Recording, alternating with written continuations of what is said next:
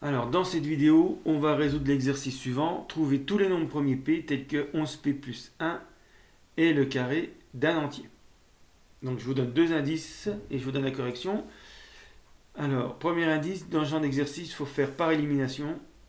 On demande par implication, on ne s'occupe pas des équivalences, jusqu'à cibler les nombres premiers potentiels, enfin les solutions potentielles. Et après, vérifier que les solutions trouvées, une fois qu'on a suffisamment ciblé, pour ne pas avoir trop de solutions à vérifier, on vérifie les solutions qu'on a trouvées, les solutions potentielles.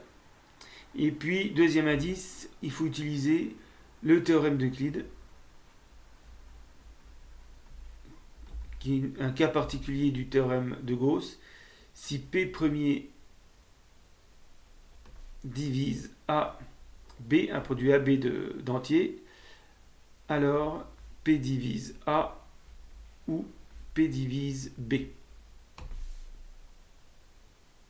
Alors, correction. Donc, on cherche en fait à résoudre n carré égale 11p plus 1.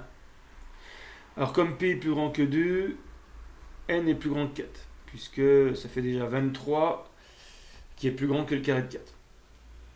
Alors, on transforme un peu.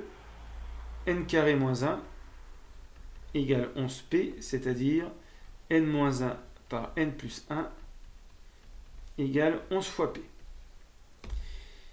Et donc 11 étant premier, d'après le théorème d'Euclide, 11 divise n moins 1 ou 11 divise n plus 1.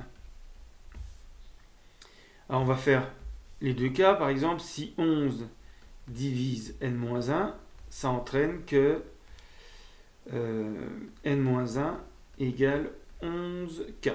Je remplace ici, ça fait 11k par n plus 1 égale 11p. Ce qui donne p égale k fois n plus 1. Mais n plus 1, c'est plus grand que 5 au moins.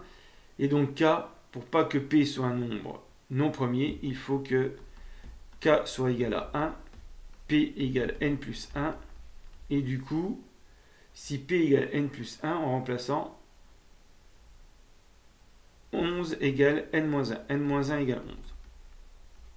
Ce qui donne n égale 12, p égale 13. Alors, on vérifie déjà que cette solution marche. Effectivement, 11 fois 13 plus 1, ça fait 144, c'est bien un carré. C'est le carré de 12. Donc cette solution marche. Alors il y avait une autre possibilité, c'est 11 divise n plus 1. Si je refais la même chose, 11 divise n plus 1, j'arrive à n plus 1 égale 11k. Et donc on arrive cette fois-ci à p égale k fois n-1. Vous refaites le même calcul qu'ici, ce qui donne encore, alors n-1 est encore plus grand que 3, donc il faut encore que k soit égal à 1, ce qui donne p égale n-1, et du coup, en remplaçant ici, 11 égale n plus 1. Ce qui fait n égale 10 et p égale 9, mais p n'est pas premier. Donc ici, ça donne rien. Par contre, on a ciblé, c'est-à-dire que l'implication fait qu'il n'y a pas d'autre solution possible. Donc on est sûr que le p égale 13 trouvé, c'est la seule solution possible. Donc l'ensemble des nombres premiers p tels que 11p plus 1 et le carré d'un entier, ça se réduit au nombre 13. Au nombre premier 13.